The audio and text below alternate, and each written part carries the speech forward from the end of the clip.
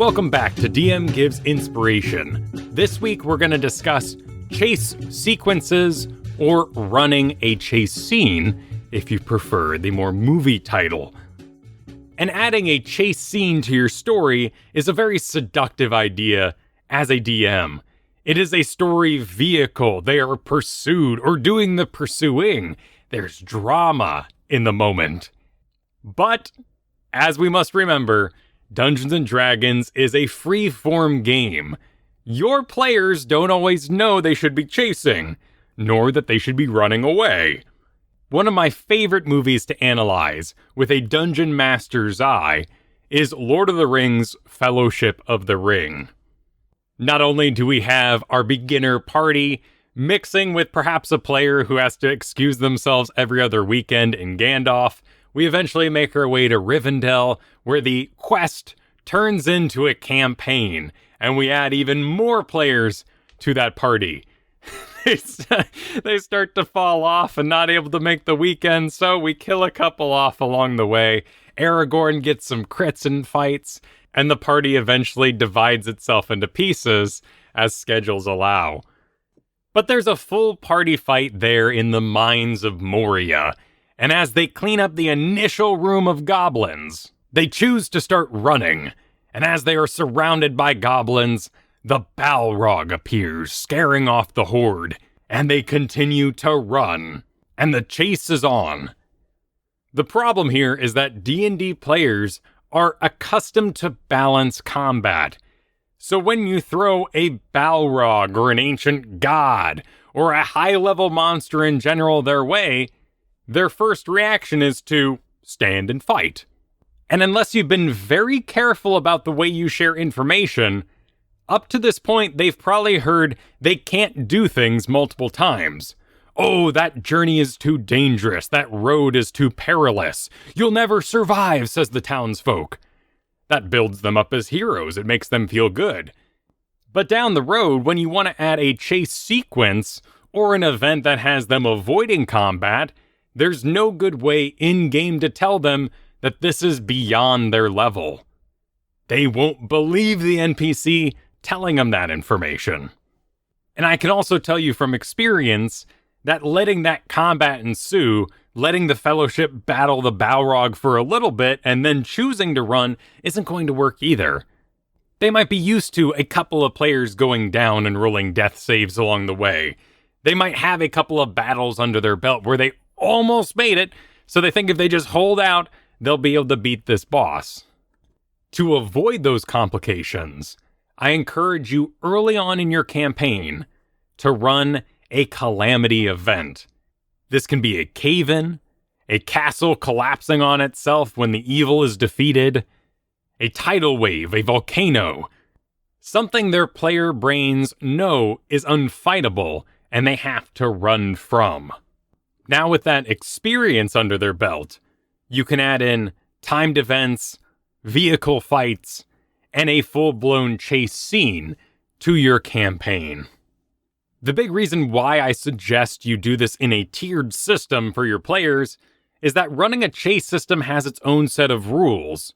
The last thing you want to do at the end, at the climax of your story, is say chase scenes on to your players, and then spend 10 minutes talking about the mechanics and dumping new rules upon them in order to complete that scene.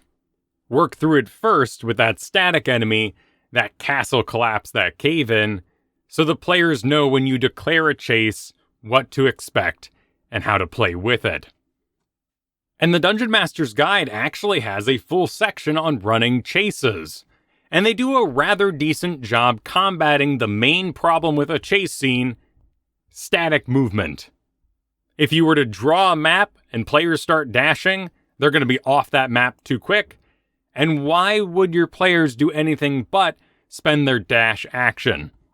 A dash action allows players to turn their action into a second move. This allows a player with a speed of 30 to move 60 feet. There's also the problem that if your players are moving different speeds, such as your barbarian is moving faster than the rest of the party, or your gnome is moving slower, the drama will be very different or non-existent for different players. So what 5th edition suggests is that you take the dash action and turn it into a number of charges for the players. Mechanically, this is 3 plus their Constitution modifier. A player making a dash action removes a point from that pool. When they are out of points, they start getting levels of exhaustion. Now, this is a special type of exhaustion that is removed after a short or long rest in total. So if a player has 5 stacks of exhaustion, which means a speed of 0, 1 long or short rest, depending on the DM's discretion, allows them to remove that. They don't have to go days resting because they ran real hard. And if you've ever had to run because you are late or trying to catch that bus, this makes a lot of sense. As you run with your low human, real-world constitution, you get disadvantage on ability checks. Second dash action, your speed is halved, which would add quite a bit of drama to this chase. Disadvantage on attack rolls, hit point maximum halved, and speed finally at 5 stacks reduced to 0. At this point, in the DM guide, the chase is over. Your speed is reduced to 0, you stop running. They do not allow you to dash until you are dead, which is what happens at exhaustion level 6. The idea here with the DM guide is that the players and their pursuing NPCs are going to be making tactical decisions whether or not they're going to dash and double their movement, or if they're going to throw out an attack, or try to hide, knock over some boxes to slow the pursuers. I also like their suggestion to remove attacks of opportunity from the equation, so that if the pursuers are constantly barely catching up, and then the players run away again, there's not just a bunch of random attacks happening all the time. Imagine that even though you may be taking turns, everyone is running at the same time, so why would the pursuers actually be catching up by 30 feet, and then your players run away 30 feet? Turn-based is just a mechanic we're using to tell the story. And on paper, I really like this suggestion. It adds a lot of drama and choice to a chase sequence, but as I mentioned, if you're going to do a chase as a climax for your story, why would you ruin the moment by dumping on your players brand new rules? Have your players run from something static first, and then later on, add in intelligent enemies that are chasing them for a more dynamic situation. But of course, in your dramatic castle collapse, you want to have some challenge to it, not just seeing who can run fastest. So you're going to add obstacles. You're going to add a boulder that falls in front of the players and they have to dodge, a window they have to break through in order to create a shortcut outside. Dungeon masters often refer to this as a skill challenge, a list of obstacles that players need to defeat with their rolls in order to progress.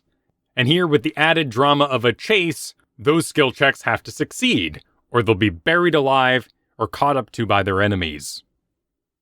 Now, I've agreed so far with the Dungeon Master's Guide on running a chase sequence, but when it comes to skill challenges, I find them downright boring.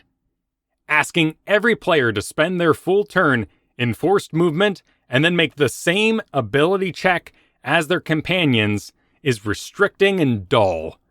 If you lay out a pit that every player has to jump because you call for an athletics check with no other options, your players that can't make good athletics rolls are going to feel punished by you. In fact, when we look at the tables in the Dungeon Master's Guide for chase complications, 50% of these are athletics and acrobatics checks. Checks like these are perfectly fine in surprise scenarios. Saying everybody make a dexterity check because a fireball surprisingly is flying their way, that's okay. That's dramatic. Tension is in the air.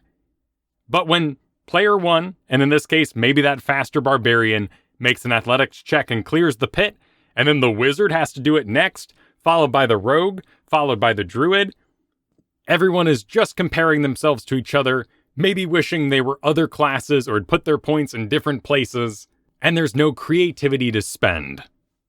So at my own table, I fixed this by changing 2 things. First, Everybody's movement is assumed and happening at the same time. There is still a turn order, so that when we get to those obstacles, players all get their chance to interact with it, but we are all moving at the same time. This also allows your diagram of the chase to take up less space. Players with faster movement speed move forward in that small increment. Players with slower movement speeds move backwards in that smaller increment. And the pursuers are seen catching up in their own slow increments of a 40 speed over a 30 speed. This also means we reach those obstacles as a group, and there's an opportunity for more creative play with their action. And the second thing I change is you don't tell the players what kind of check to make. Why does jumping a pit have to be athletics when your wizard could use their conjuration cantrip, conjure object, to make a 5-foot square object in any place? They could make a small bridge for that instance. When a boulder falls from the ceiling, why does it have to be an acrobatics check to dodge it? Why couldn't the barbarian smash through the boulder or catch it to help his allies avoid their own skill checks? And by leaving it open and being open about it yourself, your players will surprise you with what they come up with. A volcano is going off near a city, and your players are running from the ensuing calamity. A panicked horse runs in the street and blocks your player's way. According to the Dungeon Master's Guide, you would call for a DC 15 dexterity check, acrobatics, and if you fail, the obstacle counts as difficult terrain. Boring. Boring, I say. What if your player wanted to use their handle animal and mount that horse? What if a player wanted to use an intimidation check to make that horse run out of the way? What if they wanted to use a nature check to learn where that animal's senses were pointing it and change their escape direction? All kinds of checks should be possible and rewarded. That doesn't mean they all have to have as strong of outcomes. If a player chooses to make an Arcana check on the horse, they might learn that its bridle is magical, but otherwise they're not going to get out of the town any faster. The history check might not pertain to the horse, but a player does remember that there's supposed to be an ancient sewer system from the previous city that this one was built upon. Maybe they can find a manhole for it. When it comes to failing checks, the most obvious thing you can do is punish their movement. That barbarian pulverizes the boulder, but now there's difficult terrain on the ground. Don't say difficult terrain out loud. Just note that it costs 10 feet of movement to move through the upcoming rubble. This is still about being open and allowing your players to make a acrobatics check or any kind of check they'd want to try to clear that rubble rather than just being subjected to difficult terrain. On the extreme end of a fail, such as a natural one, that's when you can dish out a prone. They fall prone, meaning it costs half their speed to stand up. The player can also choose to crawl, so if the situation comes up that they need to crawl through difficult terrain, here's the math. If they're crawling, it costs 2 feet of movement for every 1 foot of movement, so 10 feet becomes 5 feet. If they move into difficult terrain, it does not multiply, it just adds on, so 5 feet of movement would be 15 off their movement speed. They move 5, it just costs 5 extra for the crawling, so half speed, and then we add another 5 on it for the difficult terrain. You can already see how many choices can be made versus a static enemy in one of these calamity sort of situations. When you get into intelligent pursuers and actually fighting as you run, things can get really complicated, and at that point you may want to add vehicles, whether they are Indiana Jones Temple of Doom fighting while riding mine carts, or a mixture of vehicle and chase, such as a fantasy train that is exploding slowly from the back, so the players are not only fighting their way up, they're making sure they're not on the previous cart. These two situations work perfectly fine in D&D because the players are still in control themselves. Someone might be in the pilot seat, in this case working the minecart brake, but that's fine. They may be making strength checks, athletics checks, acrobatics checks to tilt the cart. The players are also open to trade out that pilot seat if maybe the ranged pursuers make it into melee range. One element that's always fun to add in minecart or any sort of train scenario chase is to add buttons that the players are flying by that they need to shoot or press to make sure they're going the right way. D&D 5th edition is not really the rule set you want for a full-blown vehicle chase. If for some reason you wanted to have a airship chase, make sure every player has something to do that can add to the overall role. Whether it's working the ropes, working the wheel, down in the engine room, stoking the furnace. Come up with activities so everyone actually gets to participate. But there we're worked into that corner where everyone is making static dice rolls. Keep those sequences extremely short and lead them into a fight where they might have advantage or disadvantage based on the position they were able to get to in the previous chase.